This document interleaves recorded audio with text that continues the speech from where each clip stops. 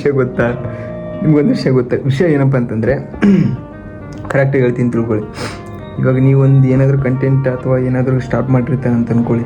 ನೀವೇನಾದರೂ ಒಂದು ರೀತಿಗೆ ಒಂದು ಲೆವೆಲಲ್ಲಿ ಒಂದು ಸ್ವಲ್ಪ ಮುಂದೆ ಹೋಗ್ತಾ ಇದ್ರಿ ಅಂತ ಅಂದ್ಕೊಳ್ಳಿ. ಏನು ಮಾಡ್ತಾರೆ, ತಡೆಯೋಕೆ ಇದು ಮಾಡ್ತಾರೆ. ತಡೆಯೋಕೆ ಅಂತಂತಲ್ಲ, ಇವಾಗ ಒಂದು ವೀಡಿಯೋ ನಾನು ಎಕ್ಸಾಂಪಲಾಗಿ ನಂದು ಹೇಳ್ತೀನಿ. ಒಂದು ಸ್ವಲ್ಪ ವೀಡಿಯೋ ಹಾಕಿದ್ದೀನಿ ಸ್ಟಾರ್ಟಿಂಗ್, ಈಗ ಕಂಟೆಂಟ್ ಸ್ಟಾರ್ಟ್ ಮಾಡಿದ್ದಾಗಿಂದ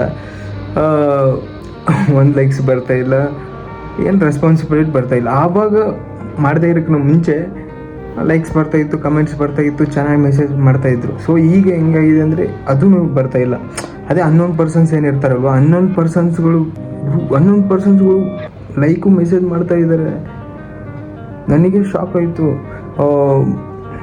ಯಾರು ನಂಬೋಕೆ ಯಾರನ್ನಿಲ್ಲ ಅಂತ ಗೊತ್ತಾಗ್ತಿಲ್ಲ. ಸೊ ಅದನ್ನೆಲ್ಲ ತಲೆ ಕೆಡಿಸ್ಕೊಳಕ್ಕೆ ಹೋಗಲ್ಲ. ನನ್ನ ಪ್ರಾಸೆಸ್ ಏನಿದೆ, ನಾನೇನು ಅಂದ್ಕೊಂಡಿದ್ದೀನಿ ಅದನ್ನು ಮಾಡ್ತೀನಿ.